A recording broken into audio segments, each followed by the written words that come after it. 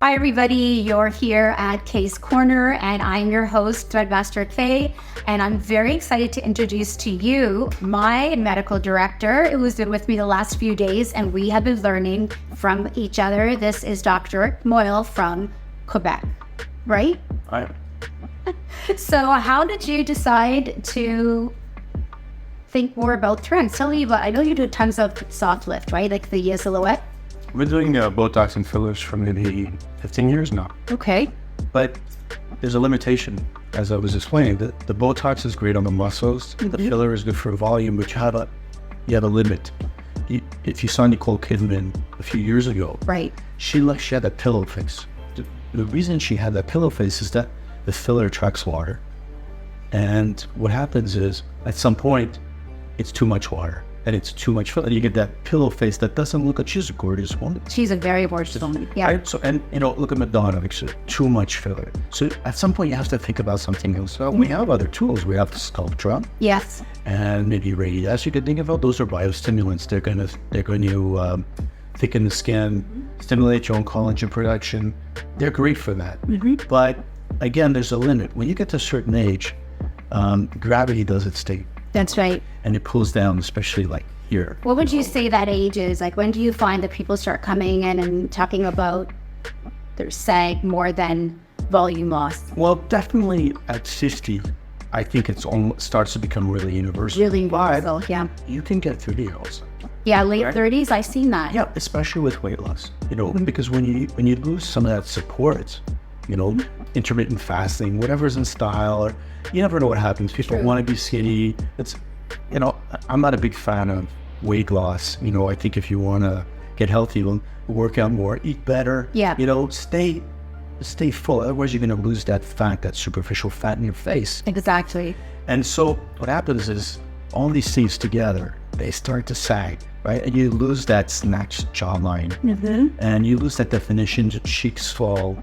I had a 30-year-old girl last week, and she looked older than 30 years. Yeah. She never did anything. So I said, okay, you know what? Let's do some bit of Botox for her glabella, and then a little bit of filler. And she called me. She goes, "Is it normal?" I was like, "Yes, it's normal." So you got to start out slowly, Right. because you're not going to go to the threads first. Sometimes people are apprehensive about it, but Yes, they are. But when people have the jowls, there's Yes. one thing that they really dislike. Absolutely. Everybody comes in talking to me about this area around their mouth, right? And their weight around their jawline. And it's like anywhere from 38 to 50 for sure. sure. That's unanimous. For sure. Right? So, there's been a lot of interesting media on threads, but in particular, we've got the pros and the cons, and there's somewhere, the provider is somewhere in between. What do you think about like the whole thread journey and the specialists, the plastic surgeons? Some of them I've trained. They are so pro threads. They love it.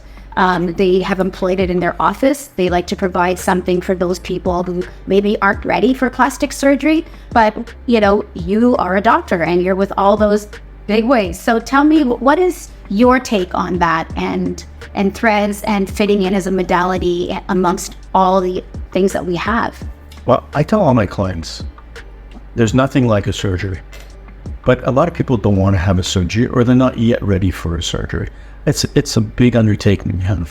Facelift is, scars and recovery. And what if you don't like the result? Then you're going to be stuck with it. If you go to the best guys, that rarely happens. But some people, they cut corners, different countries. Yeah. Right? Not that some of the surgeons in other countries are amazing, but usually it's a question of money, and then you're taking a risk, right? Especially in the after period. If you're back, let's say you stayed there for a week and then you're back, you might have a problem. I had a young girl, maybe 30 years old. She did her breast. She called me in a panic. My breasts are opening up, and I was like, okay, calm down. Let's talk to your surgeon. We called him. He was there. He was supportive, and but she was very apprehensive, and she called me every day, and we did a whole bunch of things, and it's going to heal. I promise you, it's going to heal, and it did heal. But it was Christmas time. Oh wow! So hard to see anybody. So that's this was okay. Her surgeon was great. There was too much tension on the scar, but she needs some reassurance. But imagine it's something more complicated. Yeah. Now, who's going to take care of that? And she calls some surgeons, they didn't want to look at it. Right. And rightly so, because if they assume that client, then they assume the fault. problem. Yes. And they're right, but somebody has to take care of her, and somebody had to help. So that's the issue with it. But nothing's going to replace a surgery. Nothing's going to give you the result of a surgery. Absolutely. But what about all those people who don't want a surgery or who don't need a surgery yet? Well, then there's Botox and there's fillers and there's threads.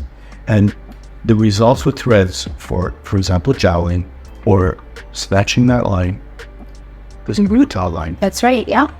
Is just so far what I've seen. I mean, I think it's unparalleled, and I've been looking for something for a long time, and I've been excited about threads since the last 3-4 years. There's been some other threads on the market. Yeah. The results are good, but the results with these threads are even better. So let's jump ahead a little bit to these threads, right? I mean, in March, there was an article that came out in Ontario in and around PDO threads, and, just the demand of these sutures now on the market, right? There are so many providers that are going out of Canada to get trained for thread lifts, and there's just such a demand that okay, they're not all Health Canada approved. They mostly are FDA approved, but what a huge demand that a reporter would go out of their way, right? To talk about sutures in Canada and, they're not approved, but they're going to be approved. But look at the demand. It's a crazy pressure on Health Canada, isn't it? And the interest is there. So, I think it's in everybody's interest. Yes. For Health Canada to look into this. And I think that's what they've started doing. So, now that it's all out in the open, I did apply to put my own brand through Health Canada. It has been probably the most arduous journey of my life. The most expensive thing I probably ever considered or thought of doing. Sometimes I even got freaked out and said, oh wait, I'm going to stop. But I'm so far in now, and we're coming to that point where I'm like starting to see a little bit of that sunshine, the ray at the end. And we have, we're just coming to the point now where Health Canada has given me the okay to what they've sent us our first letter of acceptance that they're now going to look at it for the purpose of an absorbable suture for wound closure and trauma. So that's extremely exciting because I think that's going to happen in this year.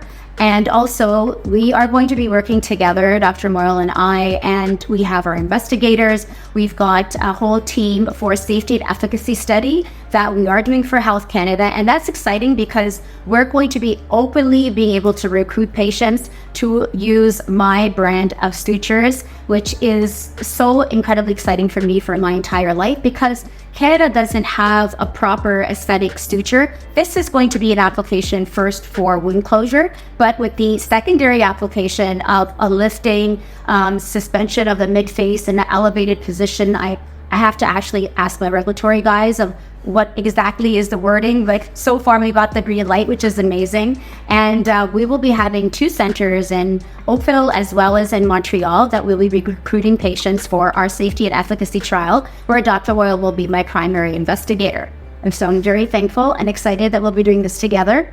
I'm excited to do the study, and I think it'll probably be one of many studies that we'll do about safety, efficacy, and we're excited to show the community what this thread can do and what their limitations are as well. Right, exactly. It's not going to ever replace surgery, but it definitely is going to be in a modality that's going to offer people, lifting in areas where maybe they're not ready for surgery, but they're going to get enough time maybe under their belt until they want to cross that bridge. And I found, just with my last experience, is that more and more women who have had threads for years eventually want to get their face done or they want to get their neck done. So I find the conversion rate for a lot of my patients are very positive about surgery. And I think that these people wouldn't have been interested as much had he never had threads. I think it bridges that gap. It bridges a gap. Between doing fillers and Botox and going to the surgery, when you leave the middle there, you see those results and you're excited and you see, okay, what is possible? And then at some point you get to the limit of the threads or whatever modality you're using, and Exactly. you say, okay, it's time for the next. It's time for And the next. I think when people are at that stage and they're ready for it, that's the best time to do it. Right. Because I think I always tell the clients that when this bothers you so much, Yeah. that's when you should do it. And I don't think they should be, either pressured or, feel like they have to do it. I always tell them, when you're ready and you're excited about doing it, that's the best time to do it.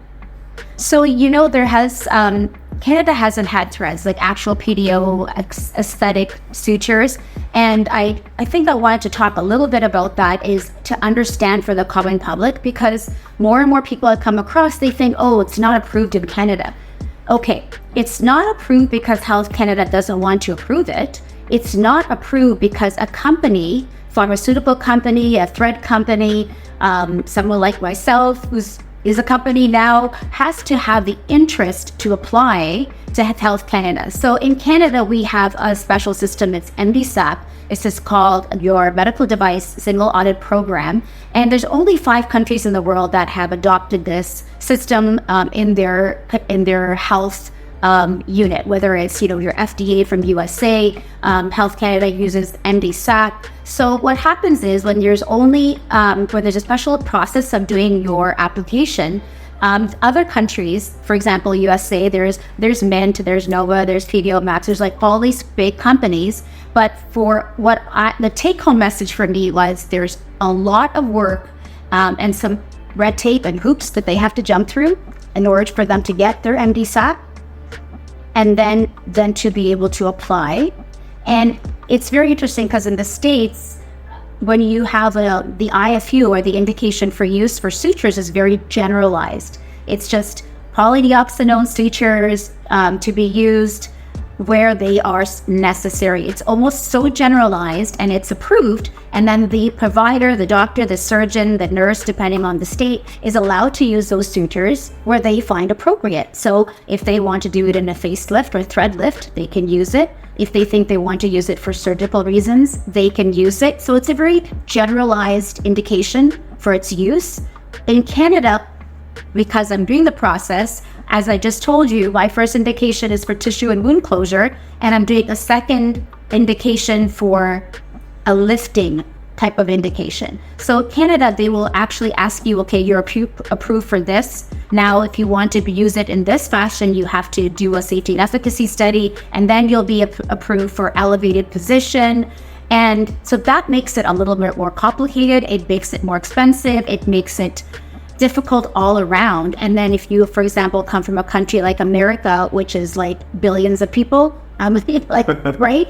Our market in Canada is very small and compared to a lot of these very populated countries. If you just look at China, if you look at Korea, look at India, India's had threads for years and years and years, and it's simply because there's some company that thinks there's an advantage in bringing their sutures to that country.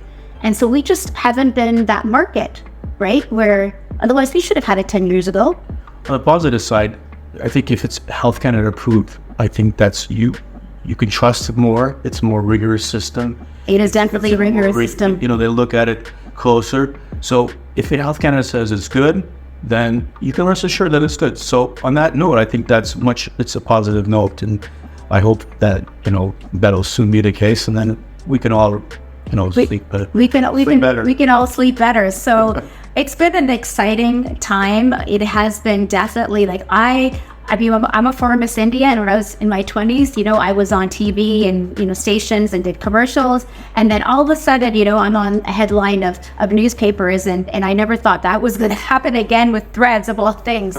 But I'm so glad to see that Canada is so excited about this indication. I'm very excited to be able to be a part of the pioneers who are going to bring this modality truly to the country. And I'm going to have the most amazing partnerships and teams to provide this in a regulated fashion where people can trust the safety, the efficacy, the type of lift, and making sure that we all make Canadians happier and more beautiful. And the providers who do it. The providers, it's going to be a great team. We're going to handpick, right? and we're going to have a great team. And you also, as the public, will be able to eventually go to my website. We will have an area on my website where it actually says who the providers are that have been trained by TMK Medical, Threadmaster K Incorporated. And you will have those people who've been trained by us, that we will put our gold star on them, and then you'll be able to go to those providers in your different cities and your provinces across Canada. I just want to share this with everybody. I'm excited about this, excited to have Dr. Moyle with me and to have an amazing medical director. It is so important.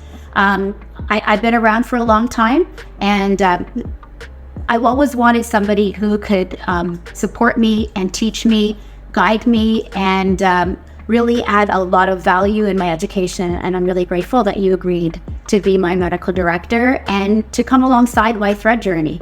Thank you for having me. Well, this journey, I'm really convinced that this could be something really great and amazing for all our clients, for all our people, all the industry, for everybody. Just one more great modality. We don't have to go to the States or to different countries. We can do it right here, right? And it's relatively affordable. I think so. I'm trying to keep those Thread prices reasonable, as long as the American dollar doesn't keep on going up. That's the big part. Thank you, everybody, for joining me today on K's Corner. I'm yours truly, Threadmaster K. Don't forget to subscribe and hit that button and follow me. And we'll be having so many great featured videos coming up, because now we're going to be really working on our safety and efficacy study. And so many of those people are interested in being a part of my YouTube channel. So we'll be having faces from all age groups, how they can benefit, and how those sutures are supposed to be used. So have a great day. Bye-bye.